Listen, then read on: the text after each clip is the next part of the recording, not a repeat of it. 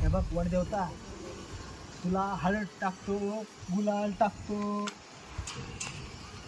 सगळं टाकतो देवा.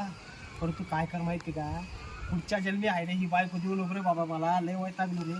तुझ्यापाशी कसं भरपूर फाईल आल्या असत्या, म्हणून मी 4-5 दिवसाच्या नंतर आलो तुझ्यापाशी. तू बी कन्फ्यूज होऊन जाशील ना कोणत्या बाईला कोणता नवरा देऊ म्हणून. त्याच्यामुळे आहे ना मी 4-5 दिवसानं निवांत आलो. पण कृपा करून मी लय वैतागलो रे बाबा. या जन्मी प्लीज पुढच्या जन्मी दुसरी. अच्छा ठीक आहे. आणि कोणता वडाचं झाड, कोणत्या लिंबाचं झाड असं म्हणायला. काय करू बाई, माझ्या नवऱ्याला काय करू बाई. वडाच्या झाडाला पूजा केले आणि लिंबाच्या झाडाला जो गरानं सांगायले. काय करू मी तरी आता.